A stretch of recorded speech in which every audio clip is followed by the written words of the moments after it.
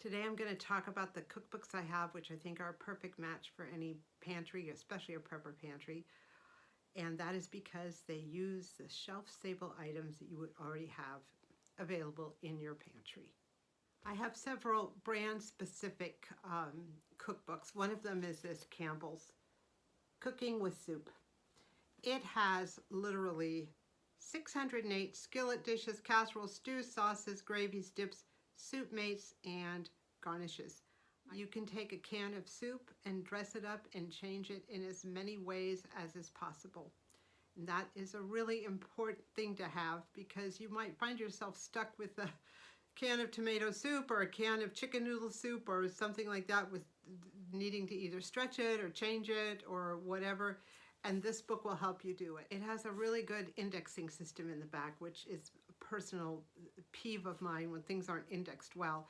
The table of contents, of course, has it divided into things like dinner, appetizers, stuff like that. But if you're looking for something specific, for example, you're looking for spaghetti, or you're looking for minestrone soup, or crab, it will have a listing of all the items under that you can start to look for and begin to plan your menu with what you have. What I also like is you can look it up by soup. They have a listing just for soup, so you look up soup and it has, like, for example, cream of mushroom soup. All of the recipes in there that use cream of mushroom soup. These two cookbooks I picked up at Dollar Tree at one point. This is the Mexican Fiesta by Ortega, and this one is Velveeta Crowd-Pleasing Recipes by Velveeta. They are both excellent. They have a variety of recipes in them. These are basically a lot of Mexican type flavors, but this one has a little bit more variety. But they all depend on a lot of canned items that you would probably already have in your pantry. And even if you just want to wake up some of your dinners, and these are two really excellent resources for using canned or boxed items that you would already have on hand. The Ultimate Bisquick recipe book. Mine is falling apart. I got it someplace, used bookstore or at a flea market or something. But again, everything from desserts to appetizers to meals, all using Bisquick. I know that a lot of us use the Crusties or other pancake mixes, but really for the most amount of possibilities, Bisquick is really, I think, the best. So, it's always good to have a box or a bag of that at home too. Anyway, you will have no problem finding anything you want in here using this pantry station. I have two brand name cookbooks. They're too heavy for me to lift up at one time, but one of them is Best Recipes from the Backs of Boxes, Bottles, Cans, and Jars. I see this one a lot in used bookstores and online. The other one is Great American Favorite Brand Name Cookbook. Also, I've seen this around.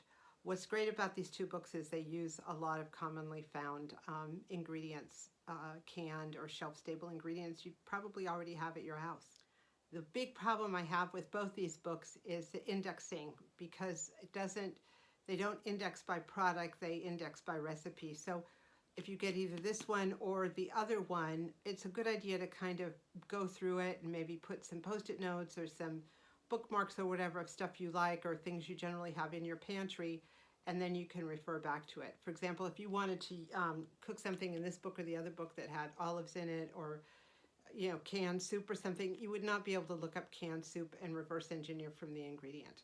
That's what I'm trying to say here. So again, if you get this book or one of these books, they're excellent, but you do have to familiarize yourself with them a little bit. And finally, I got this book actually at Dollar Tree for $1. When Dollar Tree was $1. Tinned fish. It has like sardines, herring, the sort of stuff you'd find on on the shelf, or you might have packed away in your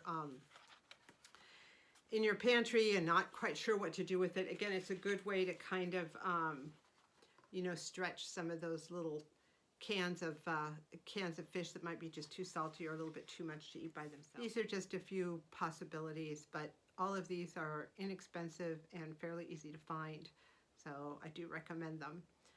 It's good to be prepared. We think that we can just go online and Google something, but if you're in a situation with no power or some of the other things that can happen, you're not going to be able to Google.